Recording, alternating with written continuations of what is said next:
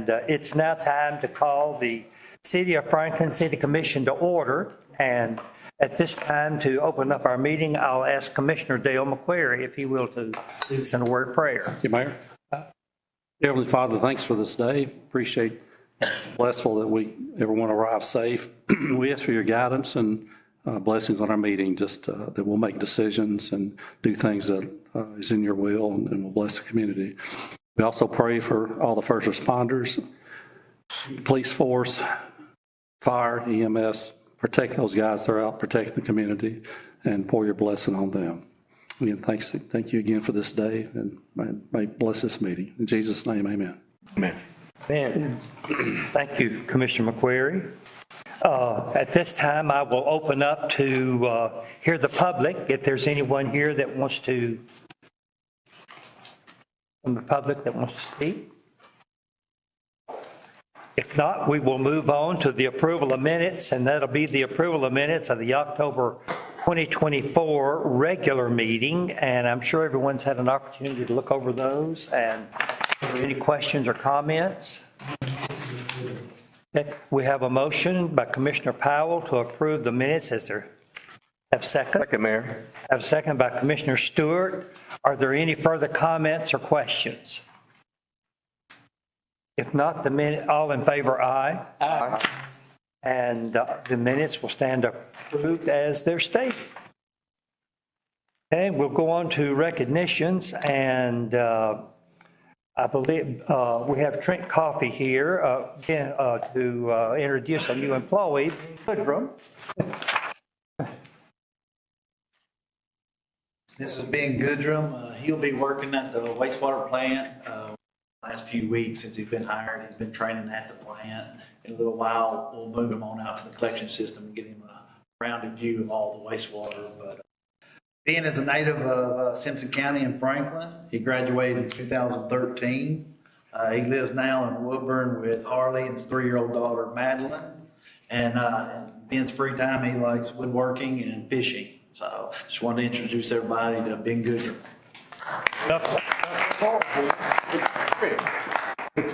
Now, in your department, are you fully staffed now? What all you need? Now we're all one big department, but I consider we got 3 at the plant, we got 3 in the collection system, and I got a floater that does kind of both. So we are. We're good. Staffed. Yes, we are. Okay. I appreciate it. Yeah. Thank you. Absolutely. Ask you if he's got enough money. That may be Pandora's box. I appreciate it. Thank you, Trent. Thank you. Thank you. Thank you, Ben. Welcome. Moving on under recognitions, we will recognize Detective Travis Frank, and I think Roger Solomon's here, our chief, to make some comments and introduce him. Today's commission meeting, I'd like to recognize Detective Travis Frank. Travis has recently graduated from the Kentucky Criminal Justice Academy. ACA is broken into 2 pilot phases over the course of 2 years. Teach and train specialized areas such as evidence identification, evidence collection, evidence preservation, along with many other skills. Completion of KCA consists of over 400 hours of intense training that will be beneficial to both our agency and the community. We're proud of Travis for his dedication to his position of detective, where he was willing to go away for 10 weeks to complete this highly involved and intense training. Travis is the first detective from the Franklin Police Department to ever attend this prestigious training. Join me today in congratulating Detective Travis Frank for his recent graduation from the 2024 Kentucky Criminalistics Academy.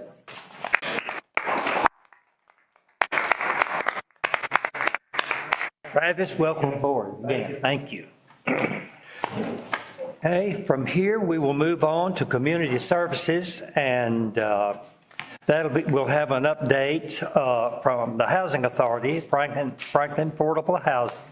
We have Jolie Brown here today to give us some updates on that. And I say this always to Jolie, but I'm going to say it publicly. The Housing Authority does a great job here in Franklin. And they probably don't get all the recognition that they deserve. But they do a great, great job, and we're very fortunate to have Jolie Brown to head that up. And I say that behind her, but I will also say it publicly in front of her today. And Jolie, we're going to turn it over to you at this point. Okay, thank you.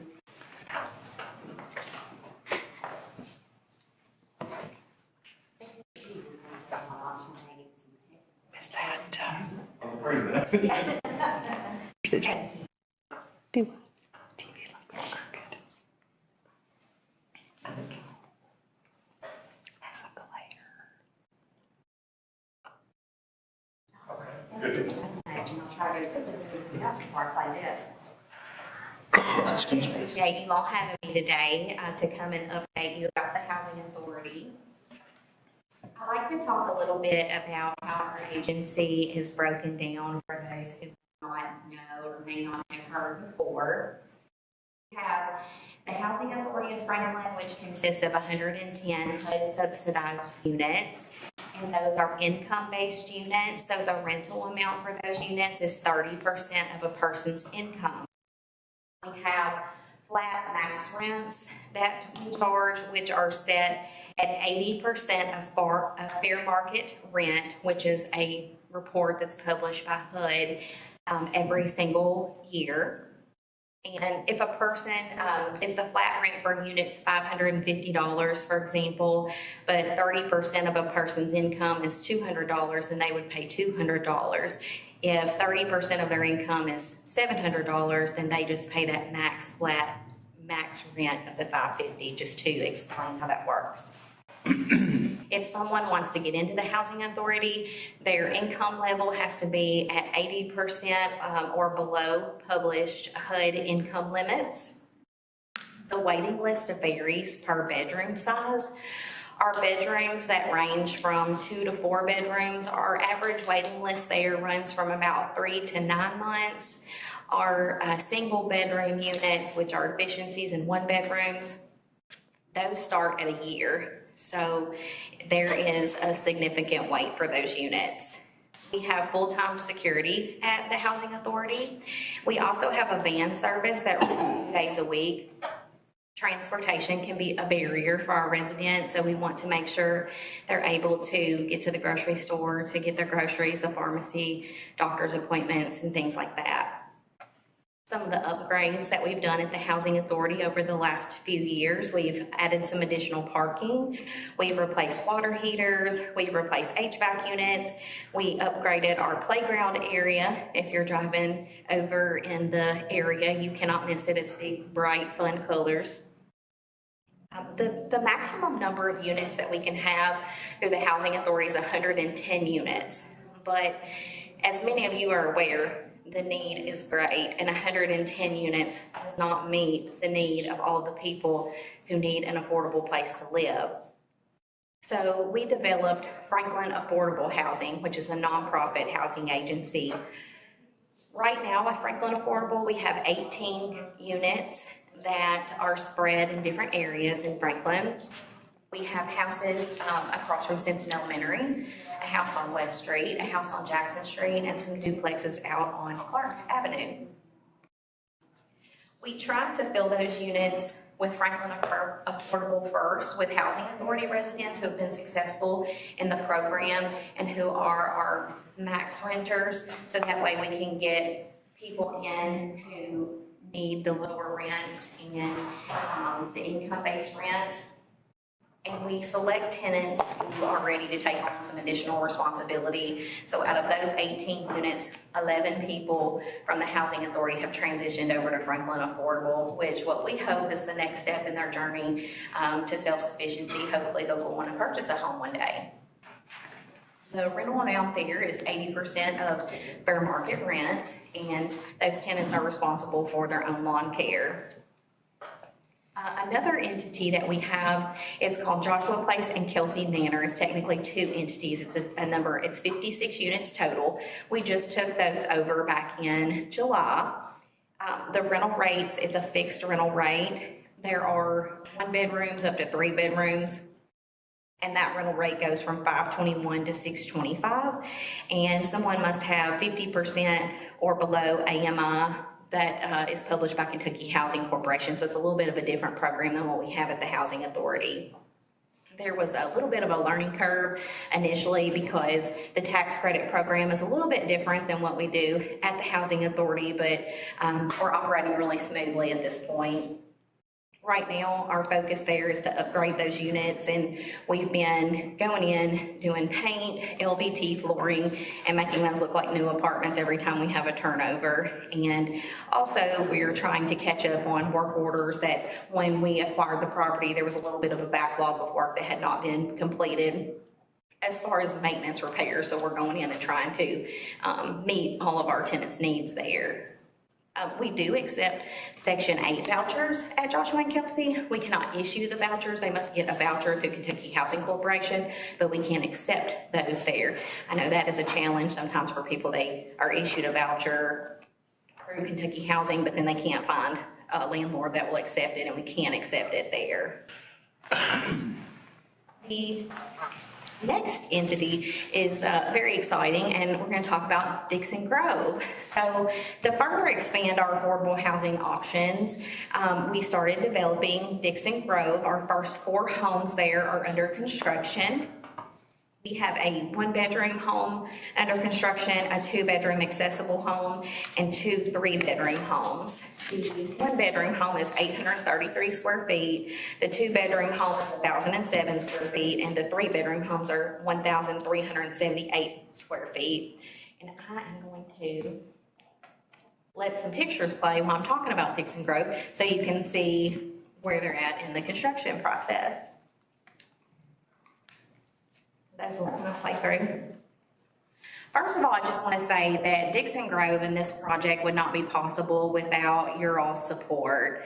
I know the comprehensive plan talked about people that responded to that survey, how important affordable housing was to them. And also, I know probably you all get a lot of questions and comments and concerns about affordable housing options. So I want people to know the investments that you all have made in affordable housing, because Dixon Grove would not be possible without the support that you all have placed in our agency. We really appreciate the support. There are not words that can appreciate our support, because it allows us to help more people who need a place to live. Also, thank you all for applying for a CDBG grant on behalf of our organization. Should that grant application be successful, we'll be able to build an additional 6 homes with Dixon Grove. We are a nonprofit organization.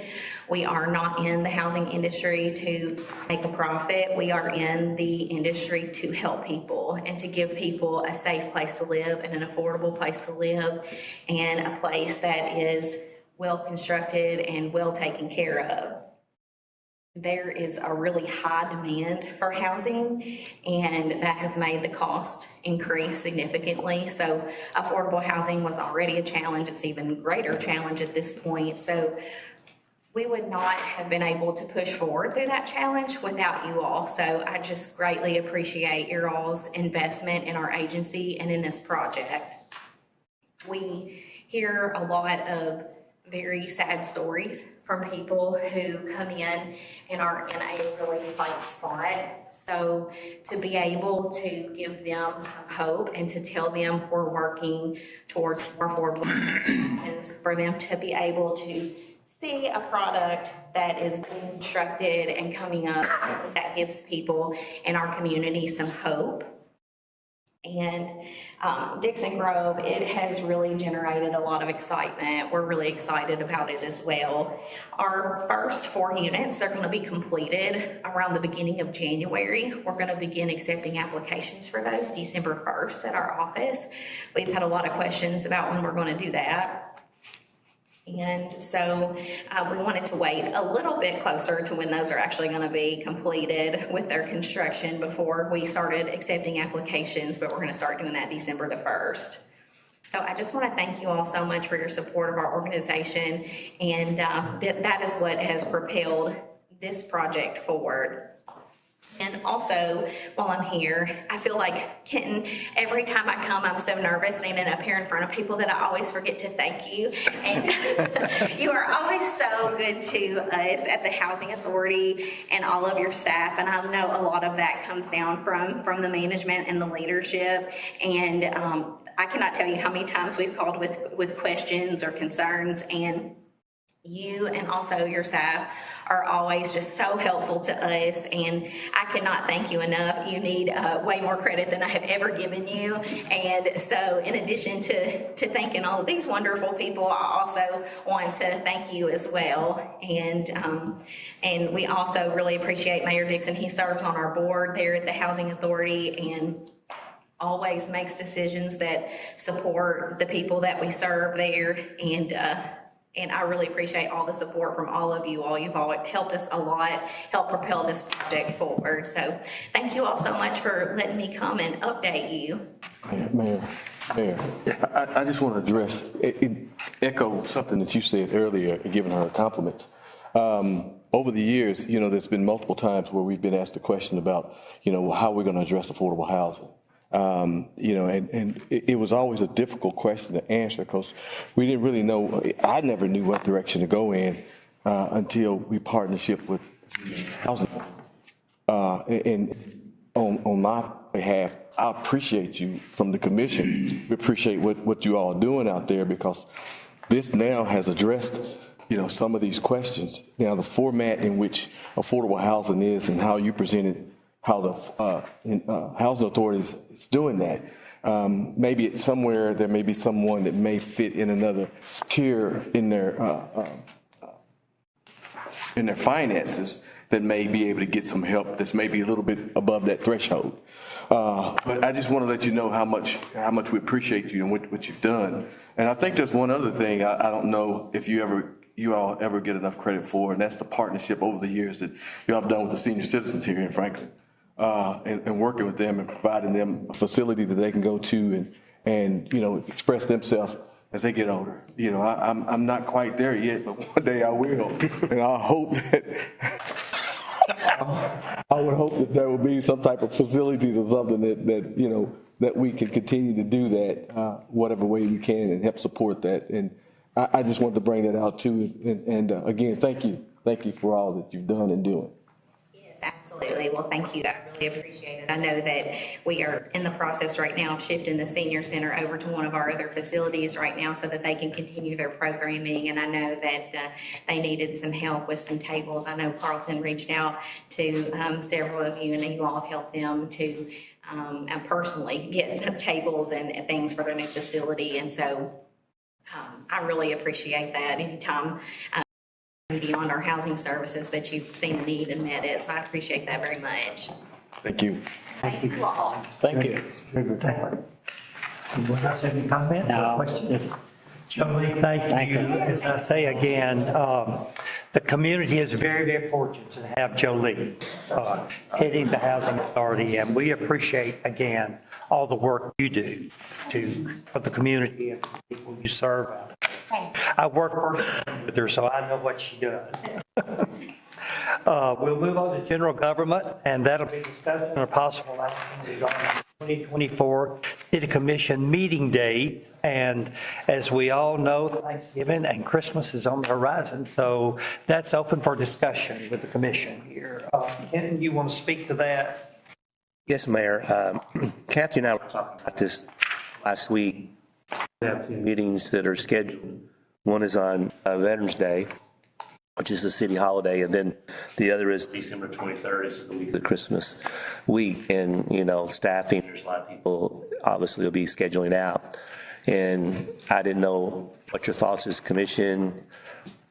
Do we wanted to cancel one, both, reschedule? I just thought leave it up to the commission to discuss what we wanted to do. Don't we generally not have that last meeting in December? Yes, sir. So that would fall right in there, right? Mm-hmm. For that one. So that's kind of a no-brainer there.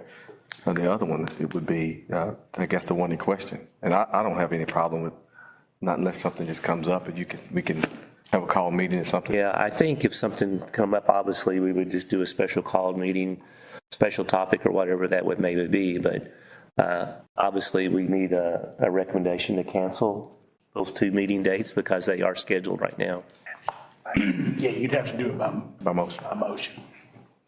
Mayor, how do you feel? You make a motion? No, how do you feel about canceling? Oh, no, I mean, our normal procedure is usually that we do this, but it's a commission decision. So we usually, with our meeting date falling on Veterans Day, that's just, we normally would cancel.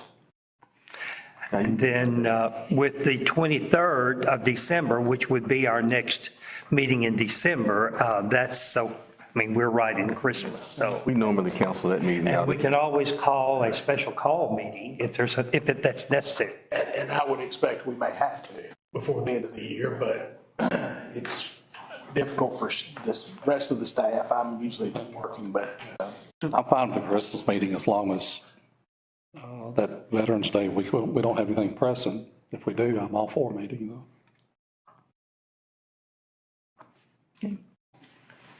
Any other comments? Well, I guess they already know what's necessary, far as our meetings. So with me, it's left, I go along with what they have put before us. You need a motion? Yeah, if we are going to do, we need a motion. I'll make a motion that we cancel both of them. Okay, we have a motion by Commissioner Powell to cancel those dates. I'll We second have a that. second by Commissioner Stewart. Is there any further comments or questions? If not, all in favor, aye. Aye. And that motion carries unanimously then. Okay, moving on under general government will be discussion and a possible action regarding proposed ordinance rezoning property on North Street owned by Martha, and I am sorry, I do not know how to pronounce her name. But anyway, it's on record. that's mine, Mayor. I will say before we start that it probably is likely that we will have to have a special call meeting just because of year-end stuff, things like that. But because of holidays and all, that's probably a wise decision to cancel the one we got, but just stay tuned. This is a zone change from I-1 to B2 that was unanimously approved by the Planning and Zoning Commission. We have two sponsors. This is what used to be Tony Whitman's car lot or whatever it was, right behind the strip mall. And that's the piece of property we're talking about. So if you find it in order, we'll need two sponsors. I'll be one. You have your two sponsors. Commissioner Stewart, Commissioner Grant. Thank you. All right. Okay, next will be, under general government, will be discussion and a possible action regarding a request for a tax moratorium for property located at 203 West Cedar Street owned by Lee Ross Dinwiddie. And Tammy will speak to us on. Thank you, Mayor. If you recall, back in 2018 is when the city commission passed the historic preservation ordinance. As a part of that ordinance, a separate ordinance, part of that program was a tax moratorium, which allowed people that purchase building in the downtown historic district to request a moratorium of their city taxes for 5 years. The thought behind that was to encourage property owners to renovate and restore those downtown properties. Lee Ross Dinwiddie purchased West Cedar Street, which that's known as the Cedars Flowers and Gifts building. He purchased it in March, and he has requested a moratorium on city taxes, which would go for the tax years of 2025 to 2029.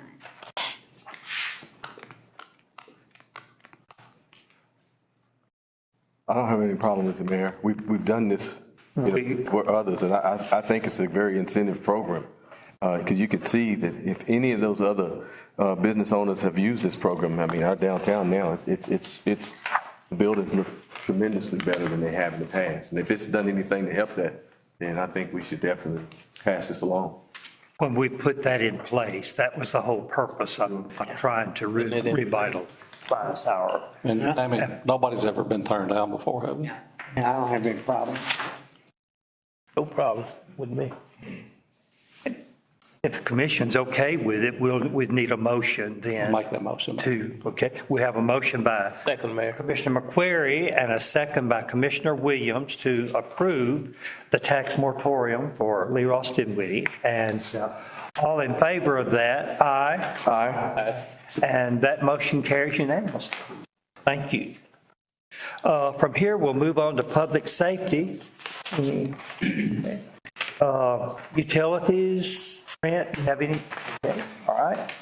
From here, we will move on to ordinances, and at this point, we will turn those over to Ms. Kathy Dillard, who does a very good job with those. Mayor, we'll have second summary reading this morning or this afternoon of ordinance number 2024-003, an ordinance of the City Commission of the City of Franklin, Kentucky, approving an interlocal cooperation agreement by and between the City of Franklin, Kentucky and the Franklin Simpson Industrial Authority with respect to the collection and distribution of revenues generated in certain newly created industrial development areas, authorizing the execution of such interlocal cooperation agreement. I will need a first and second motion for approval. So moved, Mayor. Have a motion by Commissioner Stewart, Second. second by Commissioner Powell, and we will need a roll call vote on that. Commissioner Powell, Yes. Commissioner Williams, Yes. Mayor Dixon, Yes. Commissioner McCrary, Yes. Commissioner Stewart, Yes. and that ordinance passes unanimously. We'll move on and do first summary reading of ordinance number 2024-028, an ordinance rezoning approximately 1.19 acres on North Court Street from I-1 Light Industrial District to B2 General Business District as requested by Martha Carujo Ghosh. And that concludes first and second summary reading of these ordinances. The full text is available at City Hall at the office of the city clerk during normal business hours and will be available on the city's website upon passage and publication. Okay, that concludes our ordinances, and thank you, Kathy. That takes us to executive session. And under executive session, we have personnel, and that will be discussions or hearings which might lead to the appointment, discipline, or dismissal of an individual employee or member under KRS 61.8101F.